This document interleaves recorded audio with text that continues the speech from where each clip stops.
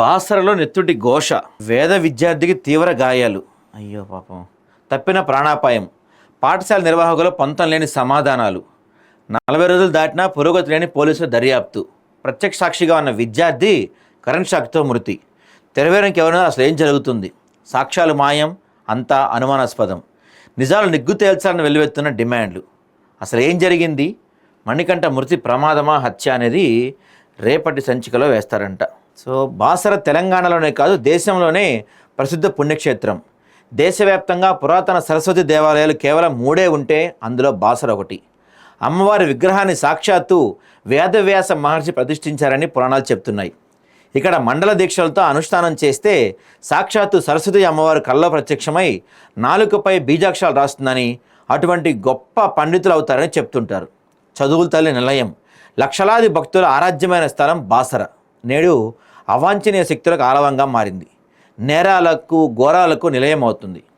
ఆంధ్ర నుంచి వచ్చిన ఒక స్వామీజీ ముసుగులో స్థాపించిన కేంద్రం పలు వివాదాలకు కారణమవుతుంది. ఆ స్వామీజీ ఆశ్రమంలో ఇటీవల జరిగిన కొన్ని సంఘటనలు తీవ్ర అనుమానాస్పదంగా కనిపించడమే కాదు, బాసర ప్రతిష్టకు భంగంగా మారాయి. ఈ సంఘటనలో ఒక చిన్నపిల్లవాడు చావు బతుకుల మధ్య కొట్లాడుతుండగా మరొక బాలుడు ఏకంగా ప్రాణం కోల్పోయాడు. వాళ్ళిద్దరూ బీసీ వర్గానికి చెందిన వాళ్ళు కావటం గమనార్హం. అయినా అధికార యంత్రాంగం అవసరమైన మేర స్పందించడం లేదు. బీసీలకు మద్దతుగా ఉంటామని చెప్తున్న అధికార కాంగ్రెస్, స్థానిక బీజేపీ ప్రజాప్రతినిధులు ఈ వ్యవహారంపై నోరు మెదకపోవడమే కాకుండా ఏపీ నుంచి వచ్చిన వ్యక్తికి అండగా నిలుస్తున్నట్టు ఆరోపణలు వినిపిస్తున్నాయి. కోట్లాది మంది భక్తి విశ్వాసాలతో ముడిపడిన బాసరలో అసలు ఏం జరుగుతుంది? వేదఘోష జరగాల్సిన బాసరలో నెత్తుడి కారణాలు ఏంటి? బాసరలో ఇంత జరుగుతుంటే మరి ప్రభుత్వాలు ఏం చేస్తున్నాయండి? వేద విద్యార్థికి అయ్యయ్యో పాపం, స్టూడెంట్ ఎంత ఒక ప్రైవేట్ వేద పాఠశాల విద్యార్థులను నిర్వహిస్తున్నారు. ఆ సమయం మరుగుదొడ్డి వద్ద లోహిత్ అనే విద్యార్థి నెత్తుటి మడుగులో పడి ఉన్నాడు. అతడి తలపై గొడ్డలి, కత్తితో దాడి చేసినట్టు తీవ్రమైన గాయాలున్నాయి. ఆ బాలుడు అతడి స్నేహితులు మణికంఠ గమనించాడు. వేద పాఠశాల నిర్వాహకుల దృష్టికి తీసుకెళ్లారు. పాఠశాల నిర్వాహకులు దాడి గురించి గోప్యంగా ఉంచారు. బాసరలోని ప్రభుత్వ దవానా కాకుండా భయంసలోని ప్రైవేట్ హాస్పిటల్కి తరలించారు. చికిత్స పొందుతూ బాలుడు కోమాలోకి వెళ్ళాడు.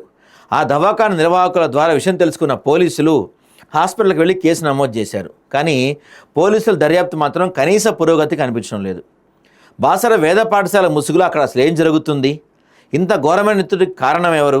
బాసర సరస్వతి క్షేత్రం చిన్నారుల అక్షరాభ్యాస ప్రసిద్ధి దేశవ్యాప్తంగా. ఇక్కడ అయితే బాసరలోని కొన్నేళ్ల క్రితం వేద విద్యానందగిరి స్వామీజీ అనే ఆయన అన్ని కులాల విద్యార్థుల నాలుకపై బీజాక్షరాలు రాయిస్తామంటూ శ్రీ వేద భారతి పీఠం పేరుతో పాఠశాల ప్రారంభించారు. ఆశ్రమ పాఠశాల తరహాలో భోజన, వసతి, విద్యా బోధన సౌకర్యాలు కల్పిస్తున్నారు.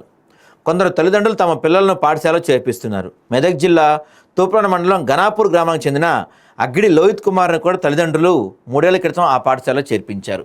3 ఏళ్లుగా లోహిత్ కుమార్ అక్కడే ఉండి చదువుకుంటున్నాడు.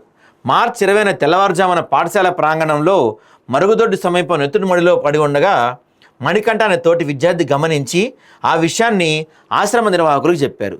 చెప్తే వాళ్ళు బాసర తీసుకెళ్లకుండా భైంస ఎందుకు తీసుకెళ్లారంటే భైంసలోని ప్రైవేట్ దవాఖానా పాఠశాల నిర్వాహకుడైన స్వామీజీ శిష్యుడే అని తెలుస్తుంది. అక్కడ వైద్యం అందించే డాక్టర్కు విద్యార్థి తగిలిన గాయాలు చూసి అనుమానించాడు. ఏం జరిగిందని ప్రశ్నించగా కొండముచ్చు దాడి చేసిందని పాఠశాల నిర్వాహకులు చెప్పారు. కానీ గాయాలు చూస్తే గొడ్డలితోనో కత్తితోనో వేటు వేసినట్టుగా ఉండడంతో ఆ డాక్టర్ బాసర ఎస్ఐకి ఫిర్యాదు చేశాడు. హాస్పిటల్ చేరుకున్న ఎస్ఐ, సిఐ విద్యార్థుల తల్లిదండ్రులకు సమాచారం ఇచ్చారు. వైద్యులు చికిత్స కొనసాగించారు. 20వ తేదీ మధ్యాహ్నం భైంసా చేరుకున్న బాలుడి తల్లిదండ్రులు, బంధువులు విద్యార్థులతో మాట్లాడే ప్రయత్నం చేయగా తాత దగ్గర అనేదో చెప్పబోయి స్పృహ కోల్పోయి కోమాలోకి వెళ్ళాడు. విద్యార్థి బంధువులు ఆశ్రమ పాఠశాలకు అక్కడి నుంచి బాసర పోలీస్ స్టేషన్కి వెళ్ళి దీనిపైన ఎంక్వైరీ చేశారు. రాత్రి 8:30 గంటలకు విద్యార్థి మేనమామ ఫిర్యాదు మేరకు కేసు కూడా నమోదు చేశారంటండి. ఒక్క ఆధారం కూడా దొరకలేదంటండి ఇంతవరకు. మరుసటి అంటే మార్చి 21న ఉదయం వేద పాఠశాలలో నిర్మల్ జిల్లా ఎస్పీకి జానకి షర్మిల, భైంసా ఏఎంఎస్పీ అవినాష్ కుమార్ 5 గంటల పాటు విచారణ జరిపారు. పాఠశాలలో నిర్వాహకులను, విద్యార్థులను ప్రశ్నించారు. కానీ ప్రతి విద్యార్థి ఒకటే సమాధానం చెప్పడం పోలీసులు సైతం ఆశ్చర్యానికి గురి చేసింది. ఏ విద్యార్థిని అడిగినా పొద్దున సంధ్యావందనం చేసేప్పుడు లోహిత్ కనిపించలేదు.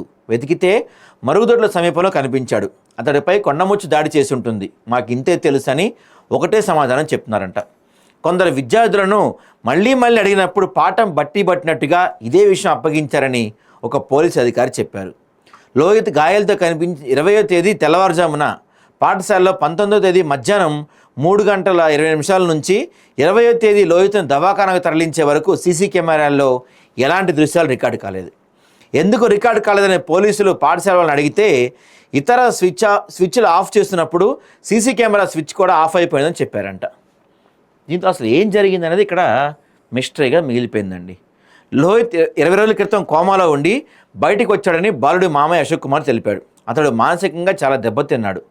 గాయాలు తగ్గిన రోజంతా నిస్సత్తుగా పడుకొనే ఉంటాడని చెప్పాడు. దాడి ఎలా జరిగిందని అడిగితే తలనొప్పికి గురవుతున్నాడు. లోహిత్ చదువు గురించి వివరాలు చెప్తున్నాడని, దాడి ప్రస్తావన తీసినప్పుడు మాత్రం జ్వరం వస్తుందని వివరించారు. తీవ్ర గాయాల వల్ల మెదడులో నరాలు దెబ్బతిన్నాయని వైద్యులు చెప్పారని, అందువల్ల వివరాలు తెలుసుకునేందుకు లోహిత్పై ఎక్కువ ఒత్తిడి చేయట్లేదని చెప్తున్నారు.